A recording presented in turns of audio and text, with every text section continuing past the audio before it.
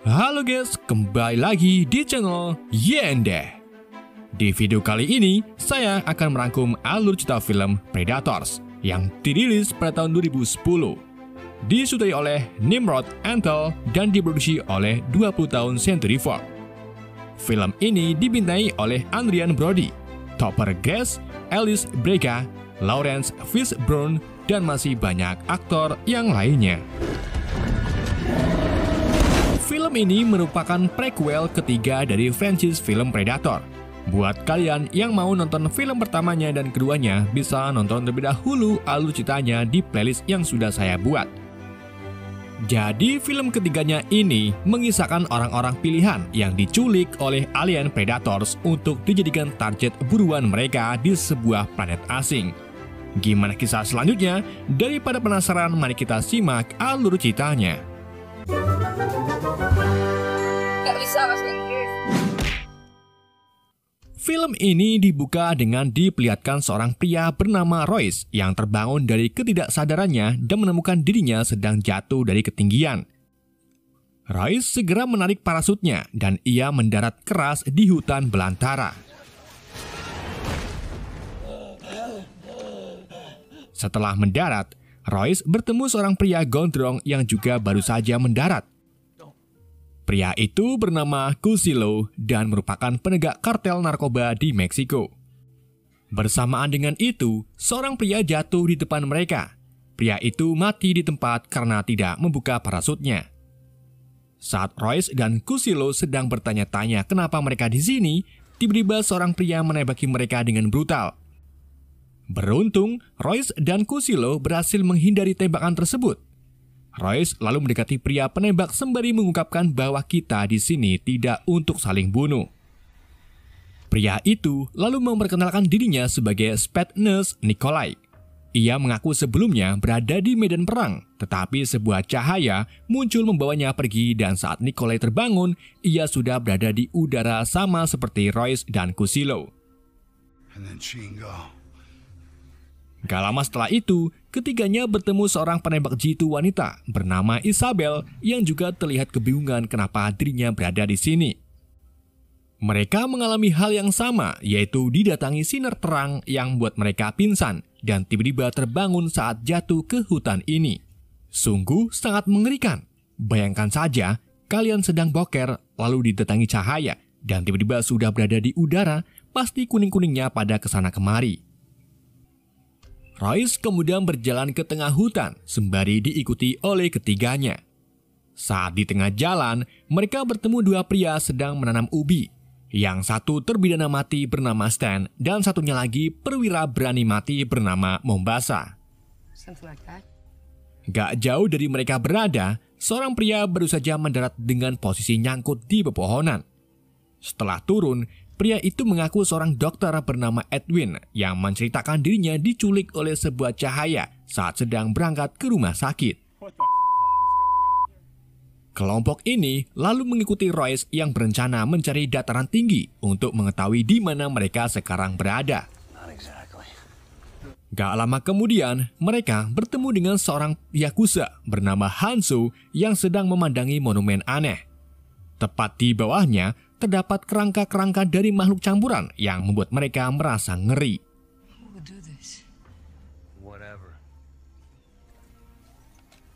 Di tengah jalan, Edwin dan Nikolai menemukan tanaman aneh yang memiliki racun neurotoksik di mana racun itu dapat melumpuhkan tubuh manusia hanya sekali goresan. Edwin lalu mengambil sedikit racunnya ke mata pisau operasi yang ia bawa. Saat mereka tiba di lapangan terbuka, Isabel mencurigai Royce sebagai mantan tentara bayaran. Royce menjawab bahwa kita semua adalah pembunuh bayaran, kecuali Edwin dan kita dipilih untuk dikirim ke sini. Tapi Royce masih belum tahu alasannya dikirim ke sini, serta siapa dalang di balik semua ini.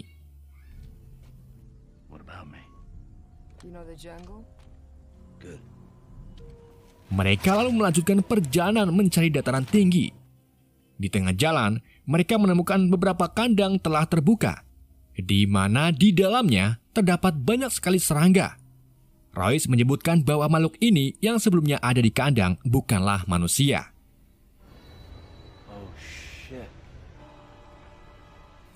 Ketika mereka berjalan ke dalam hutan, Mombasa tidak sengaja tersandung sebuah tali. Tali itu ternyata jebakan primitif yang hampir membuat mereka semua terbunuh oleh jebakan tersebut.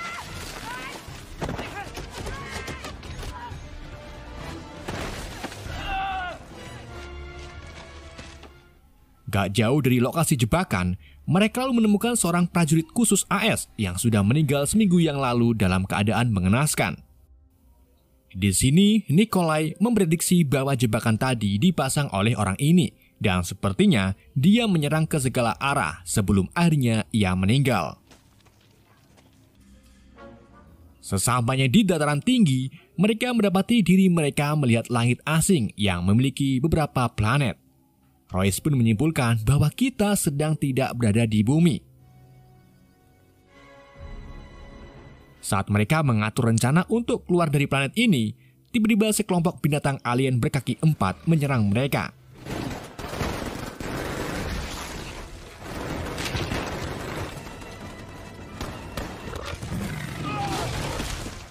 Stan yang tak memiliki senapan pun ketakutan dan mencoba melarikan diri dari binatang alien tersebut. Sayangnya, ia berhasil tertangkap oleh binatang itu, sampai akhirnya Mombasa datang menyelamatkan Stan. Edwin juga dikejar-kejar oleh binatang alien, tapi untungnya ia diselamatkan oleh Isabel.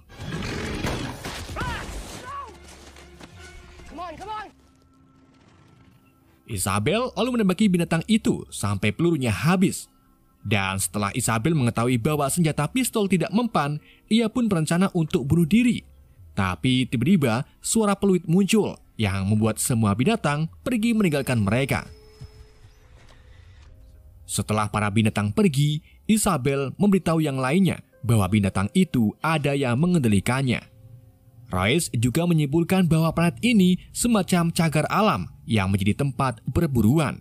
Dan kitalah target buruannya. Mereka sengaja mengirim binatang tadi untuk menakuti kita, sehingga si pemburu dapat dengan mudah mengendalikan ketakutan kita. Mereka. Di saat itu juga, mereka mendengar suara minta tolong. Ternyata suara itu berasal dari Kusilo yang terlihat terluka parah di tengah-tengah rerumputan.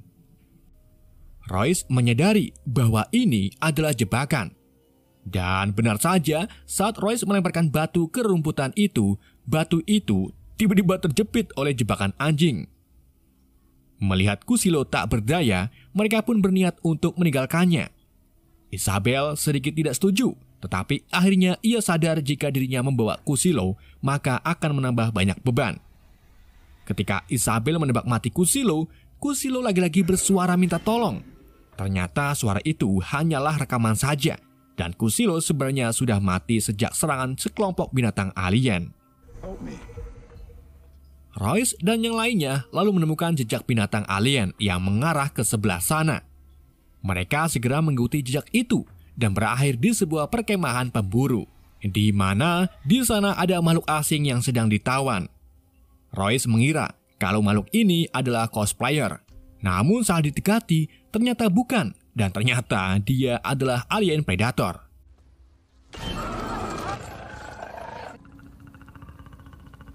Di saat itu juga, 3 predator lain yang tidak berwujud muncul menikam Mombasa. Royce dan yang lainnya pun langsung menembaki sosok tak berwujud tersebut dan mendapati kalau mereka tidak hanya 1, yaitu 3. Karena senjata predator lebih sangar, kelompok Royce pun melarikan diri dari tempat itu dan berakhir jatuh ke air terjun.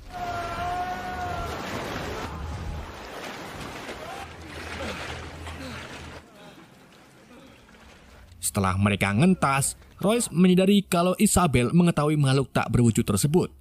Isabel pun mengungkapkan bahwa dirinya pernah mendengar makhluk ini sebelumnya di bumi, di mana pada tahun 1987 pasukan khusus AS berhadapan dengan makhluk ini di hutan Guatemala. Hanya ada 2 orang yang selamat dan salah satunya berhasil membunuh makhluk itu, yaitu Mayor Das. Isabel memberitahu Royce kalau setelan predator memiliki teknologi canggih yang membuat mereka tidak terlihat seperti berkamuflase. Dan pandangan mereka juga menggunakan sensor inframerah untuk melihat suhu targetnya. Namun di samping itu, mereka tidak akan bisa mendeteksi kita jika tubuh kita ditutupi oleh lumpur. Hal ini pernah dilakukan oleh Das untuk melabui pandangan predator. Royce lalu menyimpulkan jika Das bisa membunuh predator, maka kita pasti akan bisa.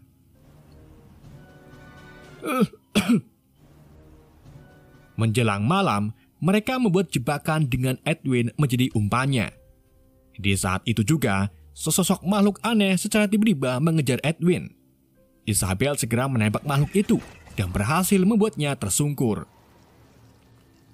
Mereka kemudian mendekati makhluk itu. Namun ternyata itu bukan predator, melainkan makhluk yang sebelumnya ada di dalam kandang karena tubuhnya terdapat banyak serangga. Isabel melihat bekas peluru di batang pohon dan menyadari kalau tembakannya tadi itu meleset. Lalu siapa yang menembak makhluk ini? Suara misterius kemudian terdengar. Suara itu ternyata dari predator yang tiba-tiba berada di samping Royce. Namun predator kali ini berwujud agak beda. Ia lalu membuka topengnya, dan ternyata dia seorang manusia bernama Nolan.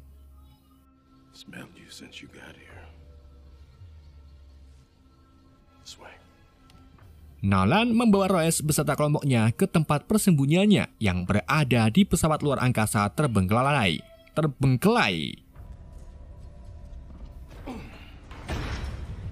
Setibanya di tempat persembunyian, Nolan mengungkapkan kalau dirinya sama seperti Royce dan ia sudah puluhan tahun tinggal di sini. Nolan adalah satu-satunya orang yang selamat dari angkatannya yang kirim ke sini. Ia bertahan hidup dengan mengais-ngais makanan tersisa dari para predator. Sedangkan setelan kamuflase yang Nolan pakai merupakan setelan dari salah satu predator yang berhasil ia bunuh. Nolan juga menjelaskan bahwa predatorlah dalang dari semua ini. Ia menculik orang-orang pilihan di bumi maupun di planet asing lalu dibawa ke sini untuk dijadikan target latihan berburu mereka. Gak cuma itu, Nolan juga menjelaskan bahwa ada perseteruan darah antara predator yang lebih besar dan kecil. Jadi predator ini ada dua jenis. Untuk yang sedang disandra adalah predator klasik, sedang predator yang menyerang kelompok Royce adalah predator berserker. Dari sini, Royce berpikir, jika kita membebaskan predator klasik, kemungkinan predator ini mau membantu kita melarikan diri dari planet ini. Nolan pun setuju, karena ia belum pernah mencobanya. Malam harinya saat mereka beristirahat, Nikolai bercerita tentang keluarganya kepada Edwin dan Stan.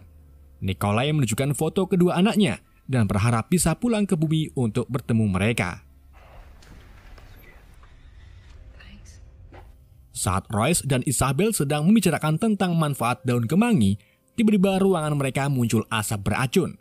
Ternyata asap itu berasal dari bakaran daun kecubung yang sengaja Nolan bakar untuk membunuh mereka semua. Karena pintu keluar susah dibuka, Royce pun sengaja menembakkan senapannya agar para predator terpancing untuk datang ke sini. Nolan yang hendak melarikan diri lalu dihadapkan dengan predator yang baru saja datang. Predator tersebut membunuh Nolan dengan menembakkan plasmanya. Setelah itu, si predator membuka pintu keluar dan membiarkan kelompok Royce pergi dari tempat ini. Rupa-rupanya, si predator tidak ingin membunuh mereka secara langsung, tetapi secara satu persatu. Royce dan kelompoknya lalu pergi mencari jalan keluar. Tapi di tengah jalan, Edwin tak sengaja terpisah yang membuatnya bertemu dengan predator.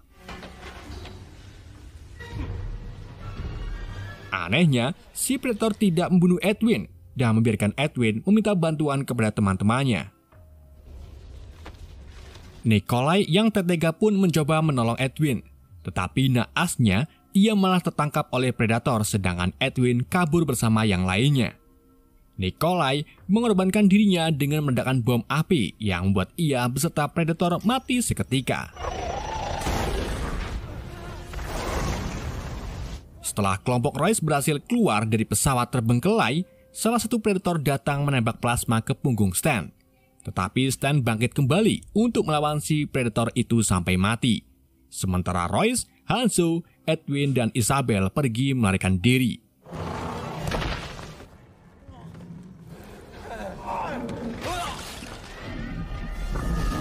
Setibanya di sebuah padang rumput, Hanzo memilih untuk berkorban dengan melawan si predator menggunakan pedang katananya.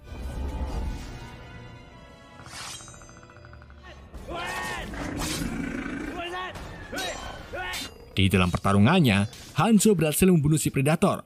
Tetapi ternyata Hanzo juga terkena tebasan predator yang pada akhirnya ia pun ikut-ikutan mati.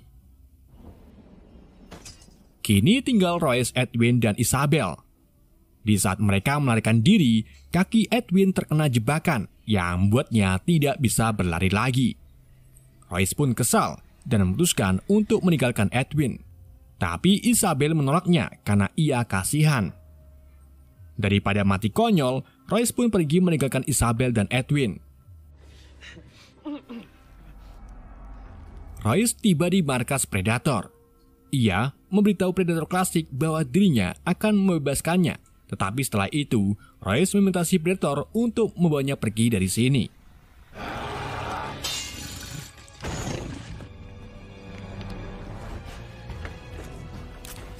Setelah Royce membebaskan Predator Klasik, si Predator menonaktifkan kamuflase pesawatnya yang membuatnya pesawat itu bisa dilihat.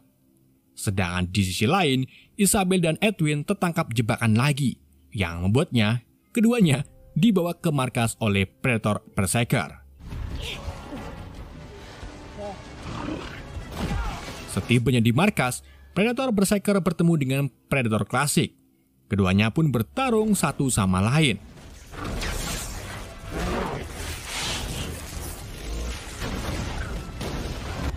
Selagi mereka bertarung, Royce mengambil kesempatan ini untuk menerbangkan pesawat Predator seorang diri.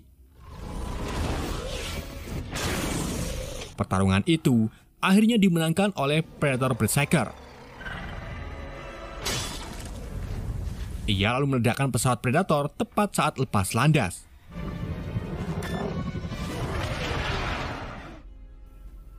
Sementara itu, Isabel mendapatkan masalah besar ketika Edwin menggoreskan pisau berlapis racun ke leher Isabel. Ternyata Edwin ini adalah seorang psikopat dan ia lebih suka tinggal di sini daripada di bumi. Saat Isabel sudah tidak berkutik, Royce datang dan ternyata ia tidak pernah naik pesawat Predator. Royce lalu mengeluarkan Edwin dan Isabel dari galian. Ketika Royce sedang memeriksa tubuh Isabel, Edwin secara tiba-tiba akan menikam Royce. Tetapi Royce lebih dulu menangkisnya dan menusukkan pisau itu ke leher Edwin. Setelah itu, Royce memasang beberapa granat ke tubuh Edwin untuk dijadikan umpan. Ia lalu membuat jebakan sebagai langkah terakhir untuk mengalahkan Predator terakhir. Saat Predator menemukan Edwin, granat yang ada di tubuh Edwin langsung meledak, yang membuat si Predator sedikit terluka. Royce mengambil kesempatan ini dengan menyalakan api di sekeliling markas. Hal ini Royce lakukan agar suhu panas tubuhnya tidak terdeteksi oleh pandangan Predator. Ia juga tak lupa menutupi tubuhnya dengan lumpur. Royce kemudian berlari ke sana kemari sambil memukuli kepala Predator. Namun karena Royce belum minum es teh, ia pun kelelahan dan bersembunyi di balik pohon. Di saat itulah, Predator mengubah sudut pandangnya menjadi pelacak detak jantung, dan ia segera menembakkan pohon yang menjadi tempat persembunyian Royce. Untung saja, Royce berhasil menghindar, tetapi tetap saja ia terluka dan pasrah saat dihampiri oleh Predator. Ketika Predator itu hendak membunuh Royce, Isabel langsung mengambil senapannya dan menembakkan kelek Predator. Predator itu lalu membalasnya dengan melemparkan pisau ke bahu Isabel. Royce tidak tinggal diam. Ia segera mengambil senjata tajam dan memukuli kepala Predator sampai Predator itu meninggal.